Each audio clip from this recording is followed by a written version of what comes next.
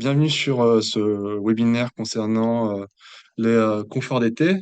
Donc, on sera trois à intervenir ce soir. Donc, il y a moi, ma collègue Clotilde et Simon qui va intervenir rapidement aussi pour vous présenter l'espace Mieux chez moi. Simon de Angéloire Métropole. Juste rapidement, nous, l'association Alizé, on intervient sur toutes les problématiques de maîtrise de l'énergie, rénovation énergétique, euh, énergie renouvelable, éducation et mobilité. Et dans l'espace milieu chez moi, on donne des conseils dans le cadre euh, euh, pardon, oui, de l'espace conseil France Rénov'. On donne des rendez-vous d'une heure dans ce cadre-là pour conseiller les gens sur toutes les problématiques de rénovation énergétique, isolation, ventilation, chauffage et énergie renouvelable. Euh, voilà, du coup, il y a des permanences à prendre un peu tout le temps dans la semaine. Voilà. Je vais peut-être laisser la parole maintenant à Simon de Angéloire Métropole. Oui, je travaille à la plateforme de l'habitat dans le genre métropole qui s'appelle Mieux chez moi. Rapidement, pour présenter Mieux chez moi, on est du coup la porte d'accueil, on va dire, sur Angéloire Métropole, sur le territoire d'Angéloire Métropole, pour tous les particuliers qui soient propriétaires occupants, bailleurs privés ou locataires, sur les travaux d'amélioration dans l'habitat. Travaux d'amélioration dans l'habitat, tout ce qui est travaux de rénovation énergétique, également les travaux d'adaptation. On a en fait, on est basé à 83 rue du Mail, donc à l'hôtel d'agglomération d'Angéloire Métropole, au rez-de-chaussée à droite. Vous pouvez venir nous voir sans rendez-vous tous les jours sur les horaires de 10h à 12h30. Et ensuite, comme le disais avant, il y a possibilité de prendre des rendez-vous donc avec des conseillers France Rénov tout au long de la semaine. Un conseil particulier pour un projet de rénovation, ou si vous avez des questionnements sur les aides financières qui sont disponibles pour les travaux, il y a possibilité de prendre rendez-vous avec un conseiller France Rénov, donc d'Alizé, un rendez-vous d'une heure. Euh, Nous, on fait également du coup sur la plateforme des actions de sensibilisation auprès des citoyens. On anime voilà, des forums, on va au salon de l'habitat à Angers, on se rend dans les communes quand il y a certaines fêtes ou pour mener des conférences, pour venir sensibiliser le public directement en commune, dans l'idée de promouvoir la rénovation énergétique de l'habitat pour toutes les questions de lutte contre le changement climatique, lutter contre la précarité énergétique. Ce soir-là, on a mis en avant le sujet du confort d'été lors d'un webinaire. Parce que bah, voilà, on est au mois de juillet, on va sûrement vivre des pics de chaleur ou des canicules durant l'été. Voilà, à savoir qu'aujourd'hui, quand on parle de précarité énergétique, on pense souvent à la précarité énergétique de l'hiver, mais il y a aussi une précarité énergétique de l'été qui devient de plus en plus importante, qui a des conséquences du coup sur la santé malheureusement des personnes, qui peut avoir des graves conséquences. Donc pour nous, c'est un enjeu, on va dire, de santé publique aussi, de gérer au mieux ces pics de chaleur et cette précarité énergétique d'été. À savoir qu'en 2022, il y a 59% des Français et Françaises qui déclaraient quand même avoir souffert de la chaleur dans leur logement pendant au moins 24 heures. Et c'est un chiffre qui a été augmenté de plus 8% à partir de 2020. Dans les prévisions du coup qui ont été faites, hein, voilà, au niveau du rapport du GIEC, on sait qu'à partir de 2050, les vagues de chaleur vont être multipliées par deux.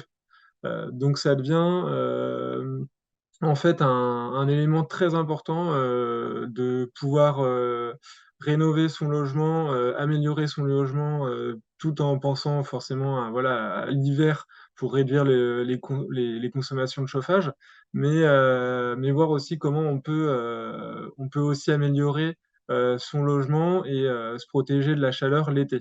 Et donc, il y a on va dire, différentes possibilités, euh, différentes techniques, on va dire, pour y parvenir. Donc là, voilà, je vais laisser la main au conseiller d'Alizé sur ce sujet-là, sur lequel ils vont vous présenter voilà, les différentes astuces qu'on peut mettre en place chez soi ou dans son logement pour essayer d'atténuer justement ces pics de chaleur qui sont à venir. Voilà, je vous laisse la main. Bah écoute, merci Simon. Merci pour cette présentation du coup de Mieux chez moi et puis aussi du rappel du contexte avec notamment les vagues de chaleur, la précarité énergétique et notamment sur le confort d'été. Du coup, moi c'est Clotilde Balbusquier, je fais partie du service Conseil France Rénov'. Et du coup, je vais vous faire la présentation sur le confort d'été voilà, de ce webinaire. Donc, la présentation dure à peu près 30-35 minutes, voilà, au pire 40 minutes. Et après, il y a un temps d'échange en fait pour répondre aux questions. Donc, si vous avez des questions, n'hésitez pas à les écrire tout au long de la présentation dans le sujet, enfin, dans l'onglet discussion. Voilà, et du coup, on prendra du coup après le temps d'y répondre à ces questions. Voilà. Et donc, du coup, après, sachez que vous pouvez prendre des notes, mais sachez que du coup, le webinaire est donc enregistré. Et donc, du coup, après, on pourra vous transférer le lien pour pouvoir réaccéder en fait à ce webinaire. Du coup, je commence. Euh, et tout d'abord, donc, ce que je voulais vous présenter, cette présentation, c'est d'abord vous présenter un petit rapide contexte, mais Simon l'a déjà très bien fait. Donc, je vais aller assez rapidement. C'est après parler de qu'est-ce qu'on fait pour être confortable l'été. Et après, du coup, vous présenter des solutions existantes au niveau du bâtiment. Donc, qu'est-ce qu'on préconise? Quelles sont les solutions qui sont faciles à mettre en place? Quelles sont les solutions qui sont plus importantes à mettre en place? Quelles sont les bonnes questions qu'il faut se poser? Et puis après, on conclura et on répondra à vos questions que vous nous aurez posées durant cette présentation. Du coup, le contexte, c'est ce qu'a dit Simon, hein, c'est que du coup, les vagues de chaleur sont multipliées par deux depuis 2020 et vont être multipliées par deux jusqu'à 2050. Voilà, donc il y a une petite image assez visuelle que je vais vous présenter, c'est la météo au mois d'août en 2050 à Angers. Et du coup, ce que l'on voit, c'est que, alors, il faut cliquer. Mince. Voilà.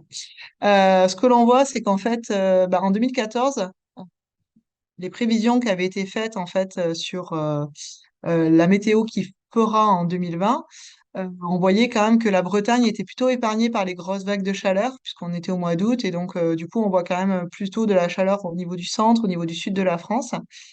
Et là, on voit que les prévisions qui ont été réactualisées en 2022 sont bien plus impressionnantes en fait. Donc au niveau d'Angers, si je me trompe pas, on serait plutôt de l'ordre de 44 degrés en 2050, en août 2050. Et voilà, donc c'est juste pour que tout le monde ait un peu conscience du fait que le réchauffement climatique, il a des impacts forts pour nous. Là, l'objectif, c'est de travailler pour qu'en 2050, ce soit confortable pour nous. Et donc, du coup, bah, il y a plein de choses à faire en amont et notamment à travailler sur le bâtiment pour que ce soit confortable à la fois l'hiver, à la fois l'été. Voilà.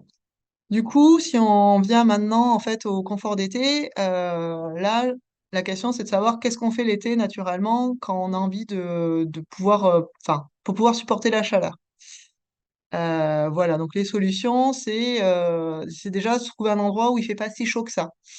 C'est aussi se mettre à l'ombre des arbres en fait, être abrité du soleil et aussi être sous les arbres au niveau de la végétation, ça nous apporte du bien. C'est comme ce monsieur, pourquoi pas utiliser, enfin, avoir de l'air en fait qui circule, avoir des courants d'air, être protégé du soleil. Et puis aussi, il y a aussi tout ce qui est se rafraîchir avec de l'eau. Donc en fait, le confort d'été, ça dépend en fait de la vitesse de l'air qu'il y a dans l'habitat où on est, de la température qu'il fait.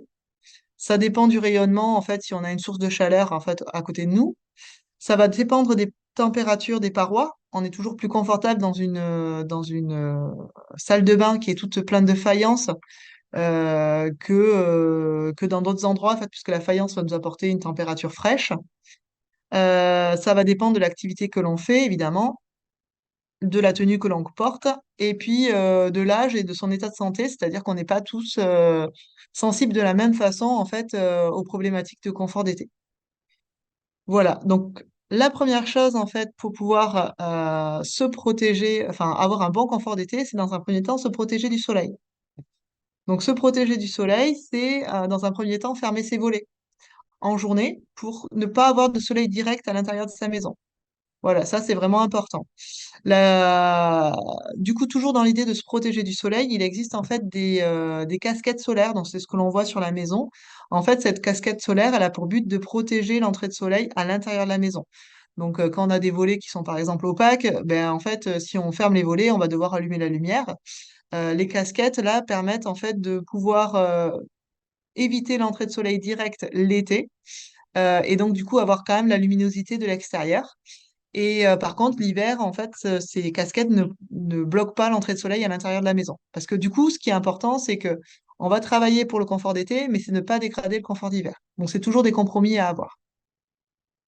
Voilà, se protéger aussi du soleil, c'est aussi mettre des volets sur les fenêtres de toit que l'on peut avoir, parce que ça, c'est des puits de chaleur.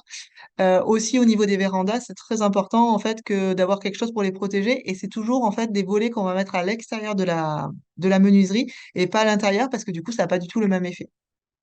Voilà, donc la première chose, c'est vraiment se protéger du soleil. La deuxième chose, c'est du coup limiter les apports de chaleur à l'intérieur de la maison. Donc les apports de chaleur, ça peut être dans un premier temps les apports internes. Ça peut pas être tous les appareils électriques que l'on a chez soi en fait. Le four, faire fonctionner un four, pendant 2 heures, ça équivaut en fait à un chauffage pendant 48 minutes. En fait, un chauffage qui fait 1000 watts qui tourne pendant 48 minutes.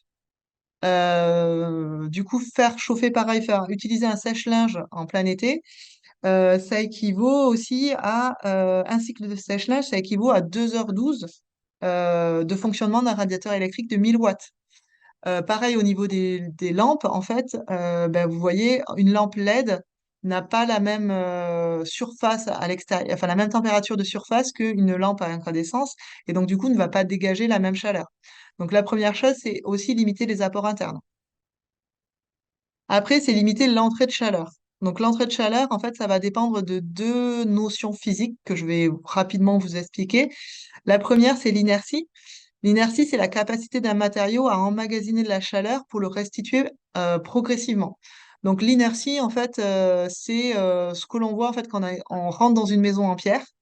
En général, on trouve qu'il y a toujours de la fraîcheur dans cette maison en pierre. Et parce que la maison en pierre, en fait, elle a des murs qui font peut-être 50, 60 centimètres d'épaisseur.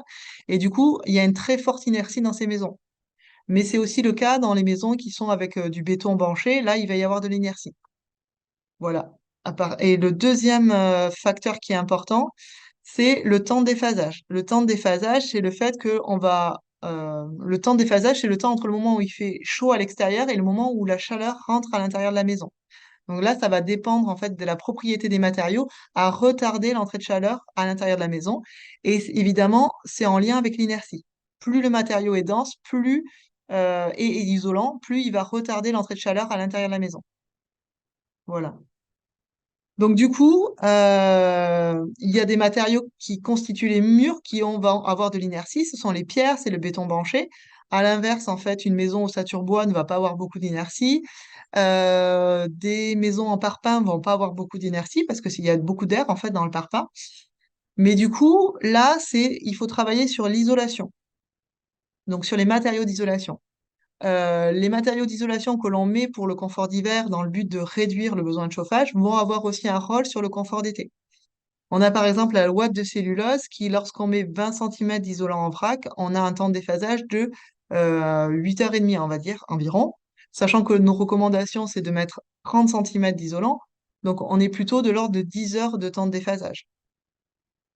On a aussi la fibre de bois. Donc, pour un panneau qui fait 20 centimètres d'épaisseur, qu'on pourrait mettre, par exemple, sur une façade, on a un temps de déphasage qui est de l'ordre de 20 heures. Donc, ça veut dire que Il fait chaud à midi, c'est que 20 heures plus tard, donc le lendemain, que la chaleur pourrait rentrer à l'intérieur de la maison, si on met 20 centimètres d'isolant. Et en réalité, bah, la nuit, il a fait plus frais, donc du coup, la chaleur, elle a pu repartir par l'extérieur. Et donc du coup, en fait, ces matériaux-là, ils permettent d'éviter que la chaleur rentre à l'intérieur de la maison. La paille, du coup, a aussi un bon temps de déphasage. La laine de verre, on voit qu'elle a un très mauvais temps de déphasage si on est, par exemple, sur de l'isolant en vrac, parce que du coup, il n'y a pas du tout de densité. Donc, elle va apporter du confort d'hiver parce qu'elle va limiter les déperditions de chaleur, mais sur l'été, elle va pas empêcher que la chaleur rentre. Donc, pour 20 centimètres d'isolant en vrac, voilà, on a un temps de déphasage qui est de 3,5 heures à peu près. Ce qui fait que si on met 30 centimètres dans les combles, ce qui est recommandé, on va avoir un temps de déphasage de l'ordre de 5 heures seulement. Donc il fait chaud à midi, à 5 heures, vous êtes en train de réchauffer votre maison et il fait trop chaud encore pour que la chaleur sorte par l'extérieur. Donc vous chauffez votre maison sans pouvoir rien faire. Donc là, vous voyez que en fait, il y a certains matériaux d'isolation qui vont permettre d'avoir un bon confort d'été. Voilà. Toujours dans l'idée de limiter les entrées de chaleur, on va pouvoir aussi travailler sur la façade. Donc, ces matériaux d'isolation, soit on les met à l'intérieur quand on veut isoler les murs, soit on les met à l'extérieur. Le fait d'isoler par l'extérieur permet de garder de l'inertie à l'intérieur, puisqu'on va garder l'inertie du parpaing. Enfin, il n'y en a pas vraiment, mais en tout cas, il y en a plus que l'isolant. On va garder l'inertie, par exemple, des briques plâtrières, des maisons en pierre, et du coup, ça va être à l'intérieur. Donc, ça va améliorer le confort d'été. Le fait d'avoir une façade qui est avec un bardage bois, aussi, ça permet de limiter les entrées de chaleur parce que cette façade bois, en fait, elle va être ventilée en sous-face. Et du coup, ça va permettre de limiter la chaleur qui est transmise au niveau du mur. Donc ça apporte plus de confort. Il y a aussi le fait d'avoir de la végétation sur votre façade qui va jouer sur le confort parce que la végétation, elle va protéger pareil de la même façon, on va dire, que le bardage, le mur. Et puis en plus, la végétation, par le phénomène d'évapotranspiration, pardon, elle permet aussi de rafraîchir les murs. Donc on gagne quelques degrés et c'est toujours bon à prendre. Et enfin, il y a aussi la couleur de la façade. En fait, en Grèce, ben, les maisons sont peintes en blanche. C'est dans le but qu'elles absorbent moins de chaleur et du coup qu'elles transmettent moins de chaleur à l'intérieur de la maison. Voilà, en comparaison d'un mur qui serait noir, par exemple, qui absorberait la chaleur et qui retransmettrait plus à l'intérieur de la maison. Voilà. Donc toujours dans l'idée de limiter les entrées de chaleur, ben, il faut aussi travailler sur l'extérieur de sa maison, si on a une maison. Si on est dans un immeuble, c'est un peu plus compliqué, mais en tout cas, l'extérieur de la maison va jouer sur le confort d'été à l'intérieur de la maison. Là, c'est une photo en fait qui a été prise en ville, donc une température extérieure qui est de 28,5, donc c'est pas si chaud que ça. Et ce qu'on voit, c'est que en fait, bah, le sol qui est sous l'ombre de l'arbre, en fait, on a une température de 27,9 degrés. Alors que si on continue sur ce sol et on va là où il n'y a pas de l'ombre, on a une température de 50,6 degrés. On voit que la température est aussi, enfin, du coup, là où il y a de la végétation, on a des températures beaucoup plus fraîches que là où on est au niveau du bitume. Et ça, c'est lié en fait à l'arbre qui évapore en fait de l'eau en journée et qui du coup en fait a un fonctionnement un peu de climatiseur. Donc la végétation, c'est très important. Et du coup, quand on a des maisons, par exemple, faut éviter d'avoir comment dire, un grand espace qui est goudronné en fait devant sa maison. C'est très bien pour avoir une maison qui est propre, pour garer sa voiture. Néanmoins, en fait, c'est pas ça qui va vous apporter du confort d'été. Et donc, du coup, faut peut-être réfléchir ou à la partie qu'on va goudronner dans sa maison. Voilà. Du coup, troisième point qui est important, c'est rafraîchir la maison. Euh, voilà. Donc, je rappelle, le premier point, c'est se protéger du soleil, donc éviter tout ce qui est entrée d'air, entrée de soleil direct dans la maison. Le deuxième point, c'est limiter les apports de chaleur, donc soit par limiter les appareils qu'on va utiliser dans la maison, avoir des matériaux d'isolation qui permettent d'avoir un temps de déphasage et qui permettent de retarder l'entrée de chaleur, et aussi travailler sur la façade. Et le dernier point, c'est rafraîchir sa maison. Donc rafraîchir sa maison, c'est faire des courants d'air pour ventiler et ventiler la nuit. Donc si on n'a pas une maison qui est traversante, si on est en période de chaleur, il n'y a pas de vent à l'extérieur, le mieux c'est de fermer sa maison pour éviter les entrées de chaleur et du coup la nuit, il va falloir ventiler. L'idéal, c'est d'avoir en fait une maison traversante, un appartement traversant pour pouvoir ventiler en fait et évacuer la chaleur. En journée, si il y a du vent qui permet de rafraîchir la température, ça peut être une solution en fait d'avoir, si on a un appartement qui est traversant, de fermer les volets mais de laisser des entrées d'air. Donc l'idéal, ce serait d'avoir des persiennes en fait, mais c'est plutôt dans le sud de la France qu'il y a ce type de volets, pas forcément ici. Mais en tout cas, les persiennes qu'il y a dans le sud de la France, ça a un intérêt parce que du coup, ça permet de faire fermer les volets, d'éviter l'entrée de soleil à l'intérieur de la maison et de pouvoir ventiler et de faire des courants d'air dans la maison. Parce que du coup, faire des courants d'air, c'est ce qui nous permet de nous rafraîchir et de supporter la chaleur. Voilà, donc en plus de la ventilation, après, il existe d'autres systèmes de rafraîchissement qui sont soit mécaniques, soit pas mécaniques. Donc vous avez l'éventail, voilà, qui fonctionne bien pour pouvoir se rafraîchir. Vous avez aussi le ventilateur au niveau du plafond. Ça, c'est pas mal parce que ça permet de brasser l'air au niveau du plafond de la maison et donc de la pièce, et donc ça permet de renouveler un peu plus, enfin, de rafraîchir en fait, d'avoir une sensation de plus de frais. Il y a le ventilateur électrique qui, du coup, lui, il fonctionne uniquement si vous l'avez, en fait, il vous envoie de l'air vers vous. Voilà, la petite astuce que vous pouvez avoir, c'est éventuellement de mettre une bouteille d'eau fraîche, glacée, devant ce ventilateur parce que du coup, en même temps que ventiler, il va vous envoyer de l'air un peu plus frais que juste de l'air. Voilà, et puis après, complètement à droite, vous avez le système de rafraîchissement qui est la clim mobile, en fait, qui est la solution en général que les propriétaires, locataires investissent au moment où, en fait, il fait vraiment très chaud et ils n'ont pas d'autre solution, mais qui est pas la bonne solution, enfin, qui est la solution qui est la moins intéressante, on va dire. Voilà, parce que là, du coup, en fait, on est obligé d'avoir donc, un climatiseur, on va dire, un climatiseur électrique. Le principe, c'est pour faire du froid à l'intérieur, il faut qu'il fasse du chaud. Voilà. Et donc le chaud, là, avec ce climatiseur, on va le renvoyer vers l'extérieur. Mais pour le renvoyer vers l'extérieur, on va devoir laisser la fenêtre ouverte. Du coup, on va quand même laisser rentrer de la chaleur à l'intérieur du logement pour pouvoir faire du frais et on en renvoie de l'autre côté, ce qui fait que du coup, d'un point de vue performance, en fait, c'est pas bon du tout, ce qui explique que ça coûte énormément en fait. Il faut savoir que ce type de climatiseur, euh, ça consomme 30 fois plus qu'un ventilateur tel que vous voyez sur la gauche de l'écran. Et ça consomme aussi 2,5 fois plus qu'une climatisation réversible que l'on peut avoir, en fait, qui est du coup un appareil que je vais vous présenter juste après. Voilà. Et pour un appareil en fait de classe A, c'est à peu près 130 euros en plus par mois. Enfin, ça représente en termes de consommation 130 euros en fait. Donc c'est quand même une consommation qui est très élevée. Et du coup, ça ne répond pas du tout aux enjeux climatiques que l'on a, qui est enfin, le réchauffement climatique, c'est aussi réduire sa façon de consommer. Et voilà. Et donc si on utilise ce type d'appareil, ben, en fait, on ne solutionne pas du tout le problème, on apporte du confort, mais on ne solutionne en rien le problème. Voilà, donc c'est plutôt les appareils qui sont sur la gauche qu'il faut privilégier si toutes les actions que vous avez faites précédemment ne sont pas possibles en fait de mettre en place dans votre logement. Voilà, et après, du coup, il y a deux autres types de systèmes de rafraîchissement. En fait, ça, c'est du coup à gauche, c'est la pompe à chaleur RR ou communément appelée climatisateur réversible. Et à droite, c'est la pompe à chaleur RO, voilà, qui est adaptée sur un plancher chauffant. Donc la climatisation, les pompes à chaleur, donc c'est le même principe que ce que je vous ai présenté précédemment. C'est pour faire du froid à l'intérieur, il faut faire du chaud à l'extérieur. Là, du coup, on est avec des systèmes qui ont une unité extérieure qui vont du coup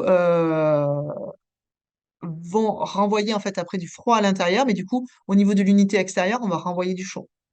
Voilà. Et à l'intérieur, on va renvoyer du froid. Donc, avec la pompe à chaleur RR, on a des splits qui vont être installés, en fait, peut-être dans la chambre, peut-être dans la pièce de vie.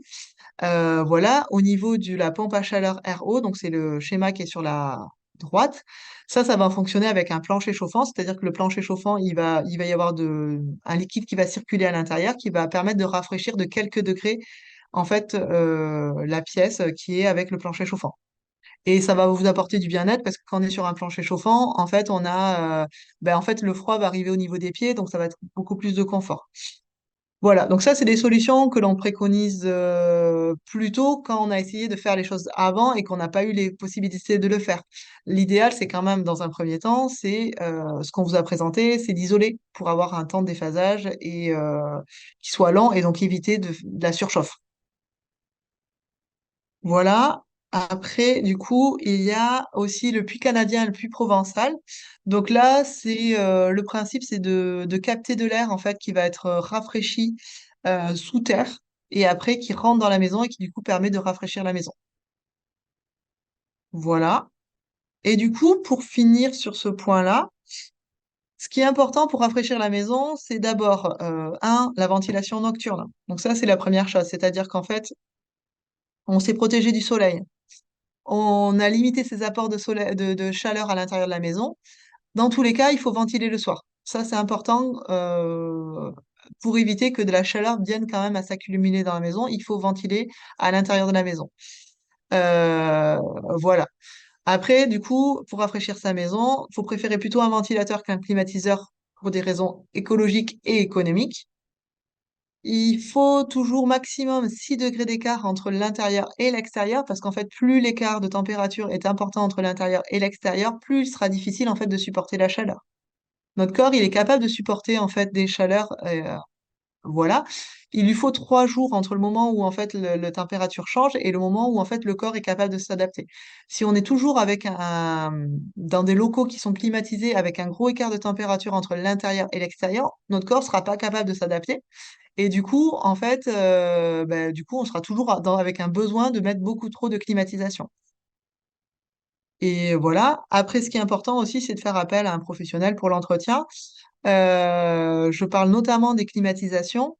Il y a des filtres à l'intérieur et c'est important vraiment du coup, de faire appel à un professionnel pour entretenir, pour éviter d'avoir des problèmes d'allergie ou des problèmes de bactéries qui viendraient à se développer dans les filtres, en fait.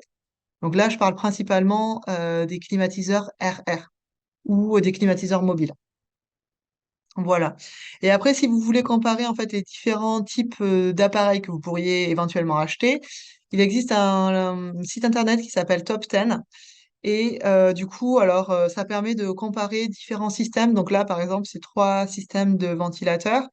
Ça compare le bruit, donc c'est quand même important le bruit, le coût d'électricité, voilà, et puis le fait que si c'est plus ou moins économe en fait ce ventilateur. En fait, est-ce que c'est un ventilateur qui est pas du tout économe ou très économe?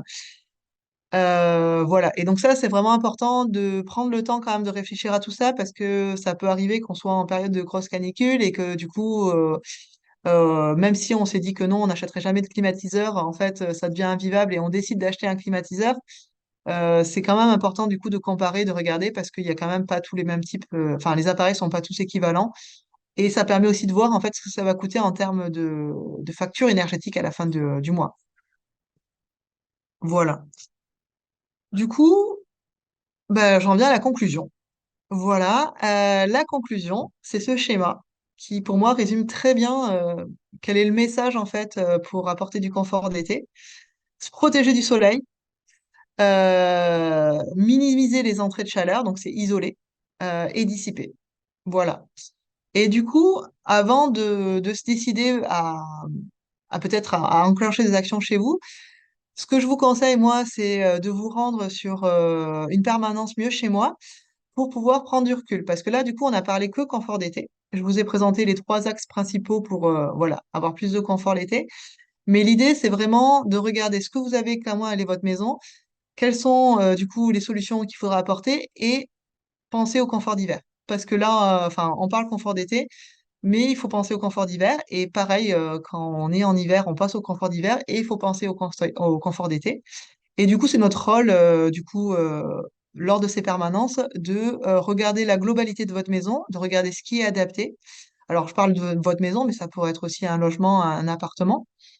Et c'est de regarder la globalité et voir quelles sont les bonnes solutions à mettre en place, soit sur le confort d'été, soit sur le confort d'hiver, mais enfin, du coup, un compromis qui aille aux deux.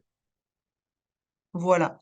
Et donc, du coup, je pense que j'ai parlé pas mal vite, mais c'est pas grave, ça va nous laisser plus de temps pour les questions. Du coup, on va faire le point du coup avec Silver pour savoir s'il y a eu des questions. Et s'il n'y en a pas eu, c'est aussi le bon moment pour poser des questions. Voilà, on va prendre le temps de répondre à tout ça. Alors, juste, Pardon. je reprends la main rapidement. Donc, j'avais une question pour l'instant, donc je la lis. Quels sont les avantages et inconvénients des volets extérieurs par rapport aux volets intérieurs ou rideaux et autres? Voilà. Là-dessus, je ne sais pas si toi tu veux répondre. Moi, pour ce que j'aurais à en dire, si vous avez une paroi qui donne directement sur le direction du sud ou l'ouest, avec le soleil qui rentre directement dans la pièce, le fait d'avoir des volets à l'extérieur, ça permet d'éviter d'avoir une paroi qui soit chaude à l'intérieur de votre maison. Donc, il va y avoir une première protection à l'extérieur de l'enveloppe de votre maison. Et ça, je pense que c'est peut-être plus efficace, en particulier quand il y a un rayonnement direct, quoi. Après, faut pas hésiter à coupler les deux. L'avantage des rideaux, c'est qu'il y a aussi, bon, que ce soit en hiver ou en été, c'est une paroi est, qui amène un confort, en fait, qui évite les parois froides et inversement la paroi chaude. Donc c'est vrai que ça peut être pas mal de coupler les deux. Mais si vous avez un rayonnement direct, je pense que le mieux, ça reste quand même le volet extérieur pour éviter que le soleil rentre dans le logement. Je vais Je vais juste juste compléter ce compléter que ce tu as que tu as dit, dit, c'est au c'est au niveau niveau des fenêtres de des fenêtres de toit. toit. Où pour le Pour le coup, les coup, les fenêtres de fenêtres de toit, toit, je ne sais pas si la personne qui a posé la question, elle a déjà fait le test chez elle, mais en tout cas, souvent, il y avait des stores intérieurs au niveau des fenêtres de toit. mais alors c'est pas du tout, enfin ça laisse passer la chaleur malgré tout, parce que du coup le soleil il est passé derrière la fenêtre avant d'arriver au niveau du store. Et donc du coup il y a une vraie différence entre mettre un store intérieur par rapport à un volet sur une fenêtre de toit.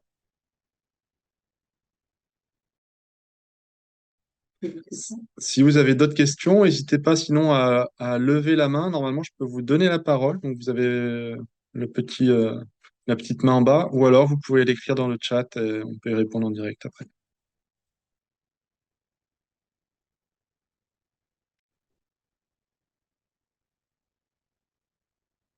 Bon, du coup, j'ai l'impression il y a pas d'autres questions. Je vais peut-être à, à Clotilde pour conclure.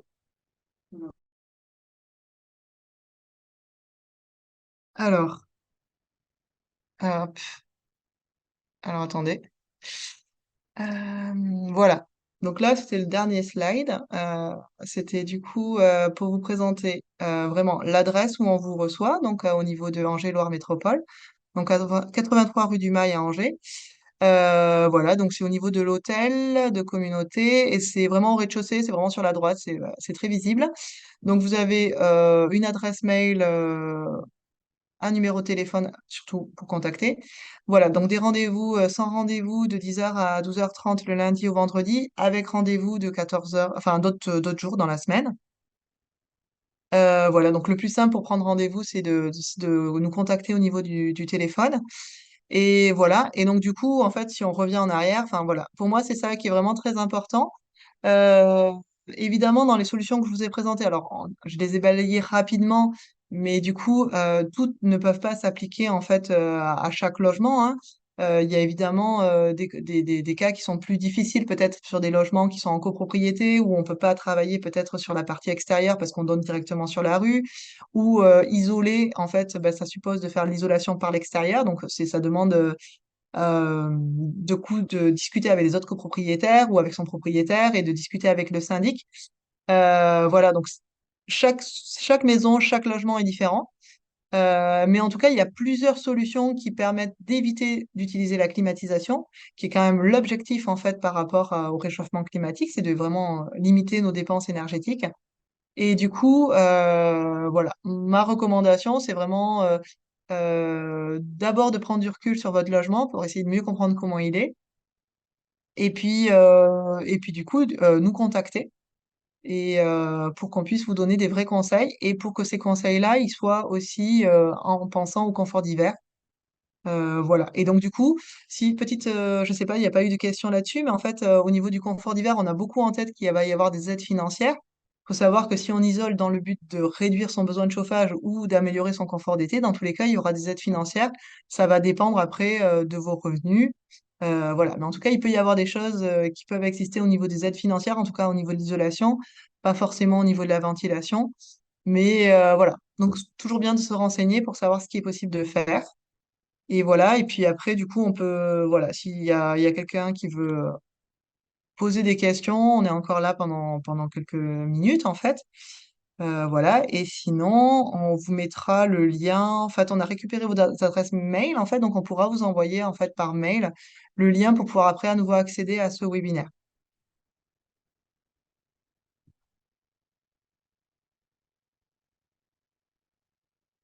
Il n'y a pas de discussion. OK.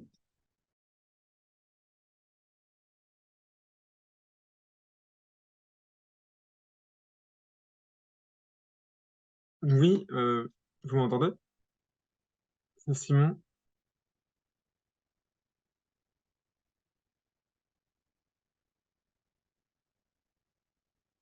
Alors, Euh, je sais pas si vous m'entendez. Oui, on t'entend, Simon. Ok, j'avais pas de retour.